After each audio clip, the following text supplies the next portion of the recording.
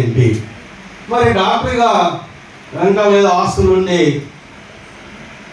Clinic, సొంత clinic, 1,50,000 వరకు income, మరి అటువంటిప్పుడు వెస్టీస్కి ఎందుకు రావాల్సి వచ్చింది ఒక డాక్టర్గా?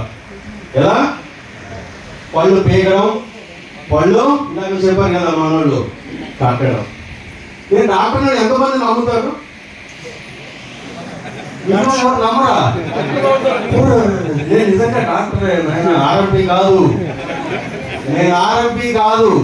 నేను 5 ఏళ్ళు కష్టపడి బెంగళూరులో చదివి వచ్చినటువంటి వ్యక్తిని. మీలో ఎవరికైనా డౌట్ ఉంటే తినొస్తే తిమ్మిరి ఇంజక్షన్ ఇవ్వకుండా పన్ను పీకి చూపిస్తా. ఎలా? తిమ్మిరి ఇంజక్షన్ ఇవ్వకుండా, నొప్పి లేకుండా. ఏమో మీలో ఎవరికైనా ఉన్నాయా? మీలో పళ్ళని బాగున్నాయా? మనిషికి ఎన్ని పళ్ళు ఉంటాయి? ఎన్ని? ఎవరు చెప్పారు 32 అని? రాఘోపాలరావా? ఎవరు చెప్పారు 32 అని? ఏమో ఎన్ని ఉంటాయి? ఇవి ఉన్నాయా పళ్ళు? అయితే ఊడిపోయినాయా? కానీ కొన్ని కట్టుడు పళ్ళు ఉన్నట్టున్నాయా మీ నోట్లో? అవునా కదా? ఒకసారి చెప్పండి గట్టిగా, ఉన్నాయా లేదో? ఎలా చెప్పారు? ఇప్పుడైనా నమ్మండి సార్, నేను పళ్ళ డాక్టర్ అని. మీరు ఎవరైనా చెప్పగలరా ఆవిడ నోట్లో కట్టుడు పళ్ళు ఉన్నాయని? ఉన్నాయా లేవమ్మా? గట్టి చెప్పండి.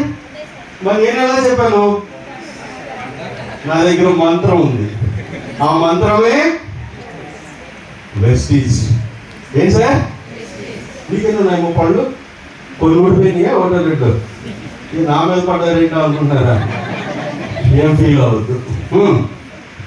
ఒక 10 minutes జాగ్రత్తగా వినండి.